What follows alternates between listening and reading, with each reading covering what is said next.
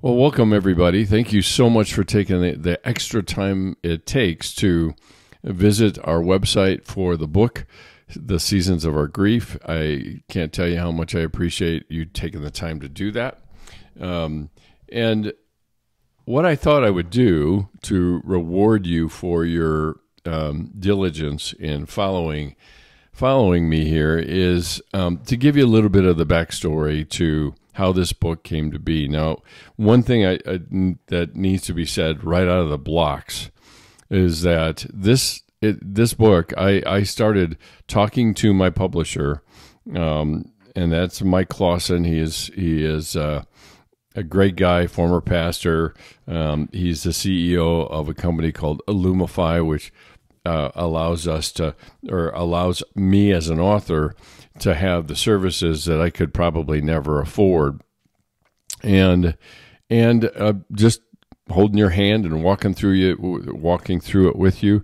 The publishing industry has changed a lot over the years. It certainly is something I have bumped into, in the sense that little dogs like me can't compete with the big dogs, and the big dog publishers are really looking for authors that can that can secure an audience or have an audience. And I don't have that. I teach, and that's all I do. And then I do the podcast, which, we don't have thousands of people listening to it either.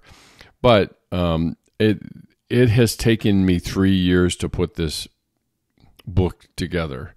The irony is that the book itself was put together in the midst of my own grief, of my father-in-law who died a couple of years ago, and my mother-in-law who died about 5 years ago, I think, if I'm remembering that right.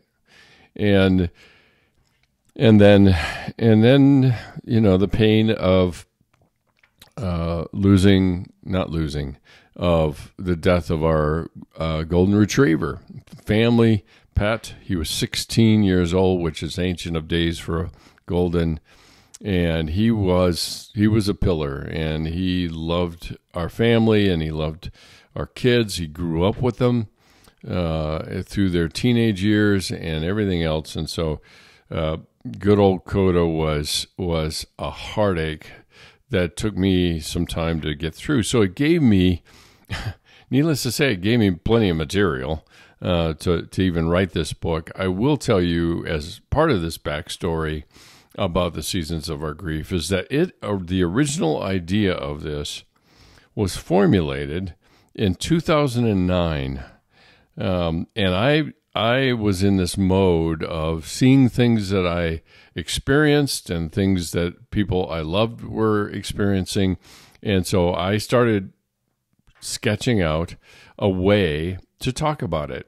And that's what you have in your hands, which, by the way, this is what it looks like. And this is the wonderful cover art with a different colored tree in each of the seasons, and that's when it started. And I got so frustrated in trying to get any publisher to pay any attention to any of my proposals, and I have many, that I just gave up. And then I happened onto another author that had come and spoken at CCU, and I checked to see on her page, her webpage, and I found out that the publisher was Illumify, and I started looking at them and talking to Mike, and I had a couple different proposals for him to think about or to look at and give me some recommendations, which he graciously did. And this book is the one that he said I needed to re-enter the book market again, with this one leading the way. And it's just to set your expectations. This book is not here. It didn't get produced to teach you about grief. We have thousands of books on the market that will teach you about a way to think about our grief. That does little, I wouldn't say nothing, but it does little to actually help us to understand the landscape of our grief. And the reality is I have to walk with somebody on that landscape and bring my grief with me and begin to learn from them and the choices that they make and the people that they talk to and the effects that those people have on them and the interior thoughts that they have. And that's what this book is. It was not meant to teach anybody about grief. It was meant to create a window so you could watch other people go through their grief and understand how messy it is and how circular it is and how circuitous it is. It's all of those things. And I hit on the idea of thinking of grief in terms of seasons, because think about it. I mean, depending on wherever you are in looking at this video, most places that people are have seasons, and either we will mark them by the month, right? Or we will mark them by the changes in weather. And seasons have particular characteristics to them. They have particular tasks that we have to get done in them. And there are certain things that we have to do in them. And that's really what this book is trying to portray. It's not trying to teach, it's to portray. And so don't be disappointed. You can be. I can't stop you from doing that. But don't be disappointed if you approach this book thinking, oh, goody, I get to find a new way to think about grief. No, you're gonna see people grieve. And that's where you're going to learn, really, ultimately. And I think we learn in a lot of ways, literally, right? From teaching to experiencing to walking with other people through their grief. And that's really what I've given, hopefully, my readers an opportunity to do, is to actually walk with two young people through their grief and see who they talk to and see how they process it. And you'll get to hear their thoughts and see what they wrestle with. And hopefully it will provide you with some kind of validation of wherever you are in your journey through grief. So that's the backstory. It was actually inspired by my oldest daughter and something she had gone through, and the travail and the difficulty and the messiness and all of it. And there's hints of it in here. There are not strong characterizations in here, but the characters are completely fictional. This is a story being told. This is not a didactic, teaching-based book at all about grief, and I hope that's exactly what it is. So how you experience it, I should say. So it's not nonfiction. It is not fiction.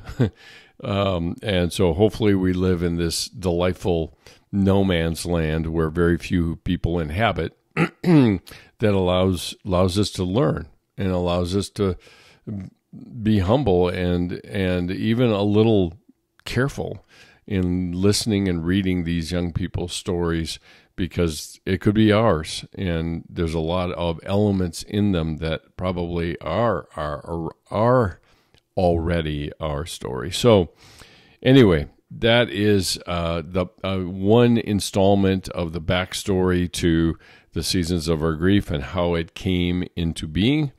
And I thought I would offer you that as a reward for seeking out the website. And a couple things I would encourage you to do now that you're here is to join the community. If you got hit, if you go to our homepage at sgi-net.org, you'll get hit up with a pop-up to join our community. That is a great way to get some of our newsletters that will come up periodically, to get updates about the podcast, about our retreats, about a lot of that stuff that you'll find on the website in a variety of ways. So this book can be purchased not only on our website here at sgi-net.org, but it can also be purchased on Amazon and Barnes & Noble. We have not fully developed and built out a system of sending books out to people. We're doing our best with people that are working and trying to hold down their day jobs, and that's me included. So if you do order it, I'm ever so grateful that you do on the website, but be patient. It may take a little while to get it to you. If you go the Amazon Barnes & Noble route, needless to say, you can get, because you get great rates on postage, you'll get it sooner. But if you buy it on the website, then you can get a signed copy and that is sent to you if you want such a thing. So anyway, that's the deal, and that is a little bit of the backstory of the book. I'm sure I will have other stories to tell based on some of the questions and things that people may have about it. Feel free to do that. Leave some questions for me as you go through the book and as you read the book.